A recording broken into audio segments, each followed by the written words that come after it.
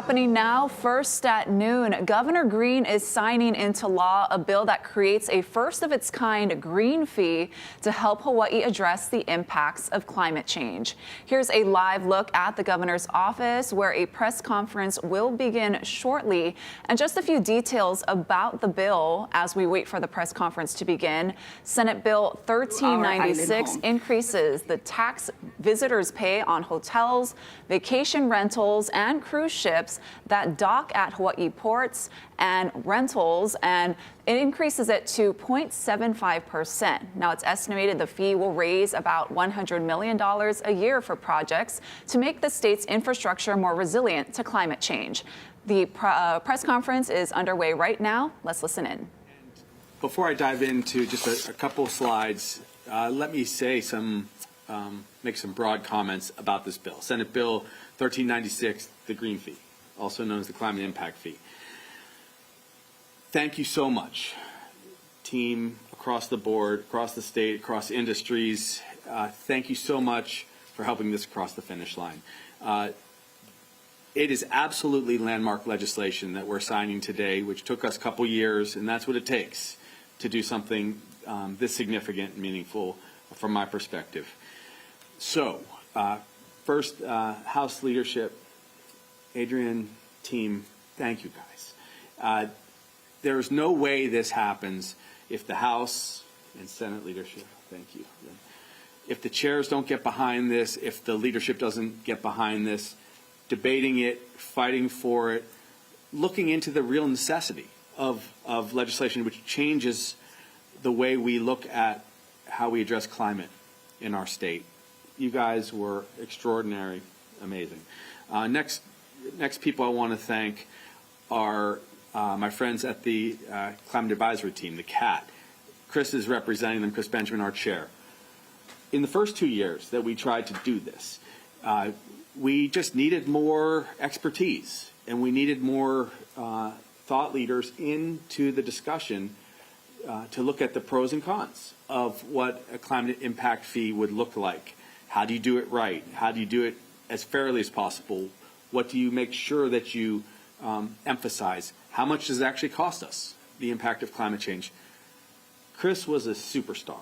Thank you for that. Okay, next, I want to thank the industry, our hotel leaders. Absolutely incredible partnership. I know how difficult this was for us to look at raising the TAT 0.75%, which I'm going to get into the details in a moment. I know what tourism means to us. I know how extraordinary the job you do is to keep our economy going, to make sure that we have a budget, that we bring in billions of dollars into our state. But what they did was they looked at the greater good for tourism, the greater good for the people of Hawaii, the greater good for our planet. And they said, we're going to work on this together. So thank you. Thank you.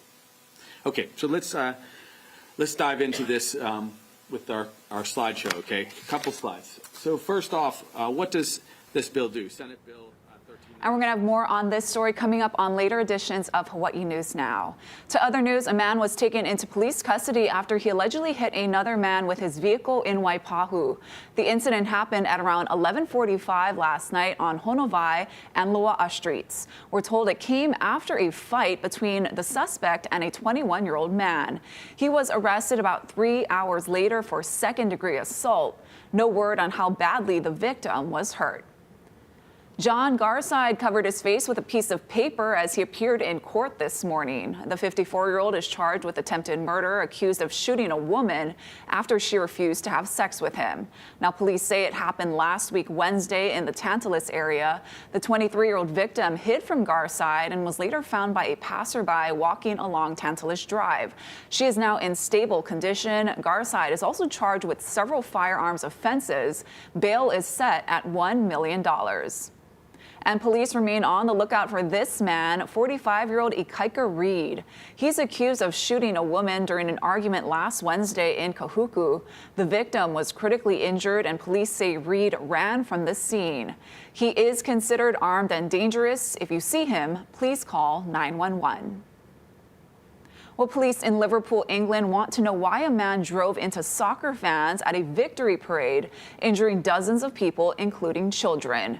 Remy Inocencio has the story, and we want to warn you, the video may be disturbing. Families and fans never expected that the victory celebration for Liverpool's historic soccer team would devolve into terror. Just after the club's open-top bus left the parade route, police believe this white 53-year-old local man barreled his minivan into the crowd, throwing one man into the air. Oh, no! The chaos captured on clips posted to social media. Oh my God! What? Oh my God! He then sped up and rammed even more revelers. 4 people were trapped under the van, said police, 3 adults and 1 child. One eyewitness told CBS News the running over of people seemed definitely intentional and that the driver just shut the door and didn't seem to care. And then we suddenly saw the car reverse and then accelerate and move through the crowd. And honestly, people scattered like bowling pins. Honestly, the change in the mood from what has been a glorious, glorious day to just hell on earth. It was terrifying. It genuinely was terrifying. Seconds after the man finally stopped, the crowd, now angry, attacked his vehicle and threatened his life as police arrested him and took him away. The English soccer world has now united in support. Liverpool's arch rivals, Manchester United and Everton, have expressed their solidarity after this tragedy.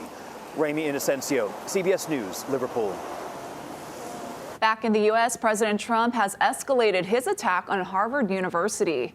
After suggesting he may use federal funds earmarked for Harvard for trade schools, he is now ordering federal agencies to review contracts with Harvard worth more than $100 million. Erica Brown has more from the White House. The Trump administration is directing federal agencies to cancel all remaining contracts with Harvard University, worth an estimated $100 million. This comes on top of the administration already announcing it's frozen more than $2 billion in grants and contracts with Harvard.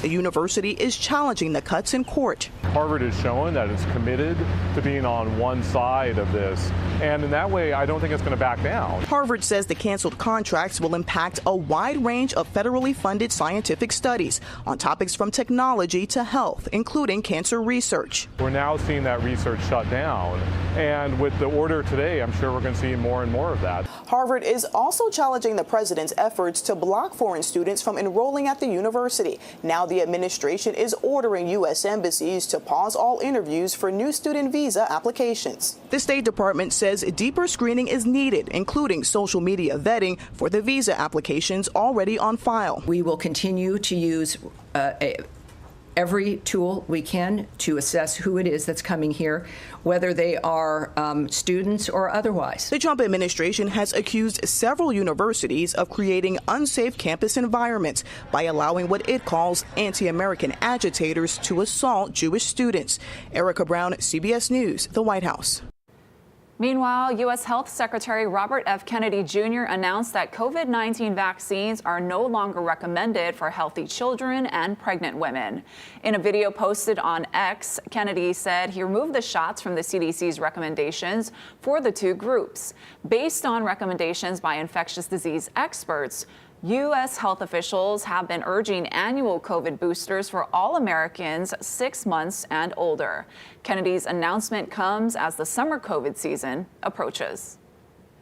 For several summers before, we've had a summer, midsummer, late summer surge in addition to the winter surge. It's like a 2-hump camel that we have. This new variant appears to be a member of the Omicron family, just another cousin, if you will, to those Omicron variants that are going around. Does not appear to be more severe, is likely to be contagious, and the currently available vaccine is likely to continue to provide protection against severe disease. So that's very reassuring.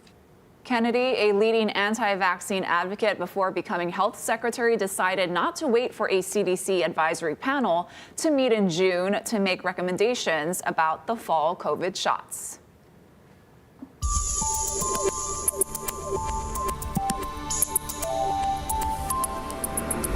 Aloha on this Tuesday. There's a light wind weather pattern that's going to be with us through the rest of the work week. That means that we're not going to see much in the way of significant rainfall, this morning included. You can see it's a fairly dry, save for a few splashes for windward Oahu and windward Maui. And these winds will run slow today, mostly under 15 miles an hour. And because of that, it's going to be a little bit sticky. We might even have some air quality issues because of the fog coming from the Big Island. Otherwise, we're in for a pretty nice day today, but high temperatures will run into the upper 80s. Thank you, Guy. Conservationists are petitioning against the U.S. military's plan to land SpaceX Starships on an island to our southwest. The Air Force wants to build 2 commercial rocket landing pads at Johnston Atoll, about 825 miles from Hawaii. The military says that's the safest place to develop technologies that can deliver up to 100 tons of cargo anywhere on Earth, not just for military purposes, but also for humanitarian assistance and disaster response. Environmentalists are dismayed because Johnston Atoll is in the Pacific Remote Islands Marine National Monument, a protected area for wildlife.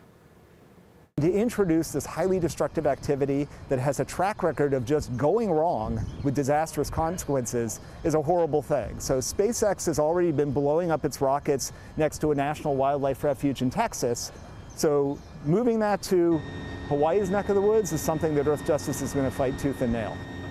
The military says it expects to find no significant environmental impact from its rocket plan, which would cover 10 landings a year for the next 4 years. Spear divers recently caught more than 500 fish from a marine life conservation district, and no one got arrested.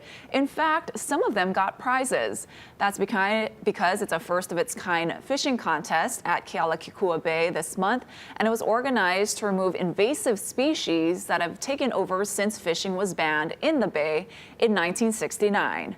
State and federal agencies worked with the group Ike Lawai'a to invite spearfishing teams to round up roy, ta'ape, and to'au. They hauled about 958 pounds.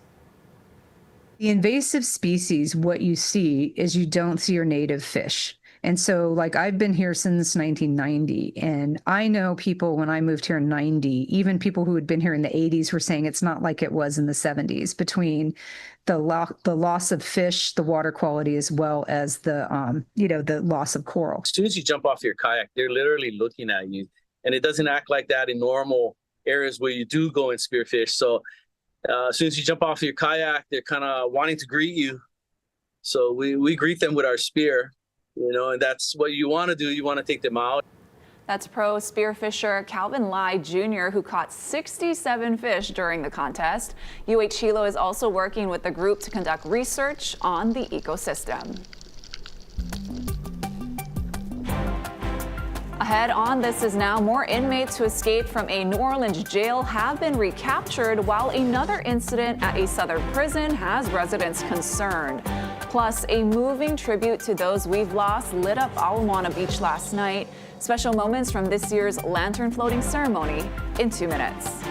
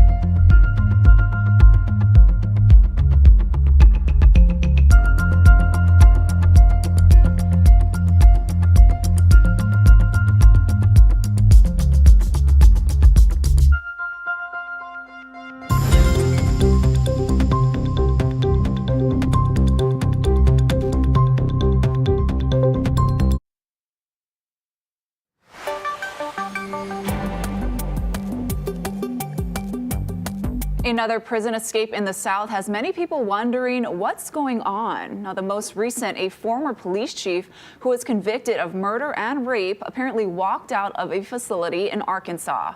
Meanwhile, authorities have recaptured more of the prisoners who recently broke out of a New Orleans jail. Katie Weiss is following all of this. Police in Arkansas are searching for this man, 56-year-old Grant Hardin, a former police chief who escaped from prison where he was serving a decades-long sentence for rape and murder. Hardin escaped from the prison Sunday through a sally port, wearing an outfit designed to look like he was a member of law enforcement. That's not a standard Department of Corrections uniform. We're looking into now how that was made, how that was acquired, and now he was able to get outside the gates with that on. Meantime, in New Orleans, police say they've captured 3 more of the 10 men on Monday after that brazen jailbreak 11 days ago. Leo Tate and Jermaine Donald were arrested 400 miles away in Texas after a high-speed chase. Tate is seen on this surveillance video walking in an alley shortly after the jailbreak. 26-year-old Lenton Van Buren was picked up in Baton Rouge. 5 people have been arrested for helping him. As much as we have to focus on getting the remaining fugitives back in custody, we also have to be focused on who allowed or helped them to get out. Orleans Parish District Attorney Jason Williams says this escape could have been prevented after a few other inmates staged an unsuccessful jailbreak 2 weeks prior. If the sheriff had rang the alarm about the vulnerabilities that existed during that attempted escape, then maybe resources could have been brought to bear from the state. Security failures that are not just happening at this prison. Are you concerned that these guys may be inspiring others around the country? I certainly hope not. I think it's going to draw a lot of state resources and attention to how jails are staffed and how jails are run. Katie Weiss, CBS News, New Orleans. Here at home, thousands of families gathered on Oahu's South Shore to send messages to lost loved ones. As Dylan Ancheta reports, it was a night of sorrow and also healing. The theme of Many Rivers, One Ocean is symbolic of both the lanterns and the water they float on, but also the people in attendance as visitors from near and far came to Ala Moana Beach Park to remember their loved ones. Visitors like Cindy Bilesma, who flew in from Michigan. It's a beautiful ceremony, and it's something that I think that everyone should experience if they have lost a loved one. This is her 3rd year attending Lantern Floating Hawaii, and this year she is honoring her late husband. They were married for 40 years. What do you miss most about him? The love, the friendship, the times we could just spend it with each other. And that's sometimes, I still want to spend that time with him. Although he died in 2023 from heart complications, she still feels his presence. It's still deep in my heart that I can't forget him, and I'm going to continue to love him forever. And I know his spirit is still around. The evening was also moving for first-time attendees Mia Anzai and Dylan Cabanatuan. Their lanterns carried memories of late pets and their beloved grandparents. My popo, she was such a sweet and loving and kind person, and she's someone I look up to. So this is a very happy day for me. It feels amazing. This is my first year here, and to see all the people releasing all their lanterns, it's a beautiful thing to see. The ceremony blended Hawaiian and Japanese culture. Head of Shinyo-en, Her Holiness Shinso Ito, led the blessing over the tens of thousands in attendance. Attendees found release and healing in this event, now in its 27th year. So much emotional feelings, mama, papa, mom, dad, our aunties, our uncles, our nieces, our nephews. We miss them all so very much, but I know they're still with us in our hearts. At the end of each ceremony, every single lantern is carefully pulled from the water, handled with respect, and recycled for next year's celebration. At Ala Moana Beach Park, I'm Dylan Ancheta for Hawaii News Now. Let's take you live outside now with our tower cam. Beautiful conditions on this Aloha Tuesday. Lots of sunshine and blue skies. Guy's going to have your full forecast in 2 minutes.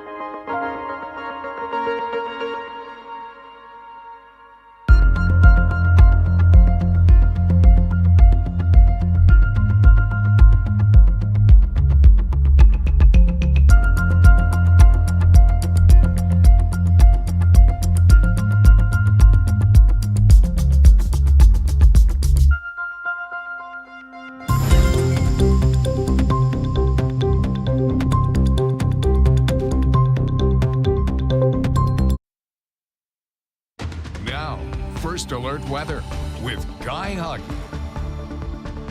How's it on this Tuesday? The light wind weather pattern will continue probably through Friday going into the weekend. And you can see upstream moisture is minimal. There's not a lot of rain out there, except for a few showers this morning for parts of windward Oahu and a few windward showers for Maui County. But otherwise, rainfall will be minimal for the next few days. The winds will run pretty slow as well. At least we're expecting a trade wind breeze today, so it's not going to be quite as sticky. But with those winds running light, there's a good chance for some afternoon pop-up showers. But throughout most of the day should be fairly dry, and the high temperatures today, oh boy, climbing into the upper 80s. It's going to be pretty warm. Luckily, we'll have a trade wind breeze, but still going to be small, kind of sticky out there. Now, as far as the surface, it's going to be small today, kind of no matter where you go. However, there are a couple of pulses. We're expecting late Wednesday into Thursday, a northwest swell is going to be picking up. Not that big, but at least there's going to be some action out there. South Shore is expecting a swell as well, about the same time frame, and the East Shore is still a little bit bumpy at 1 to 3. So we've got really that light wind weather pattern all the way through Friday. Minimal rainfall, maybe some pop-up showers. And then as we go into the weekend, a stronger trade winds are going to pick up on Saturday. That means maybe a few more showers over the weekend, but they won't be widespread. Thank you, Guy. Still to come, after a record-breaking weekend at the box office, a look at how Lilo and Stitch mania is taking over the world.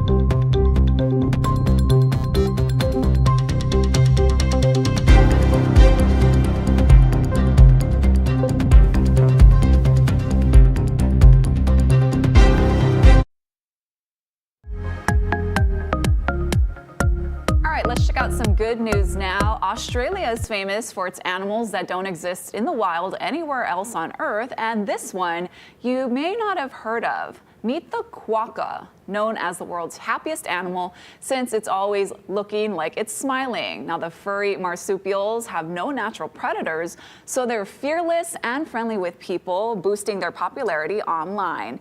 It's actually forbidden to touch quokkas, and they even have the right of way on roads. Conservation efforts are thriving thanks in part to their photogenic charm. Well, filmgoers went crazy for Lilo and Stitch during a record-breaking Memorial Day weekend, but maybe no theater more than this one in Chile. Let's take a look at that if we can. The cinema was bursting with blue as enthusiastic fans who showed up dressed as Stitch. A clip was posted on TikTok and amassed over 30 million views.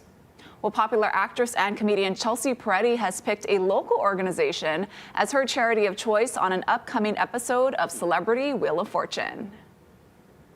My charity is Aina Mamona.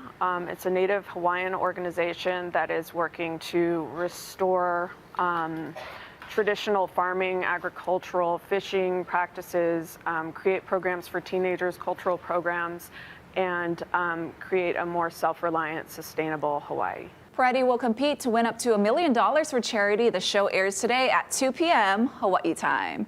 Thanks for watching. This is Now. More news first at 4 right here on KHNL.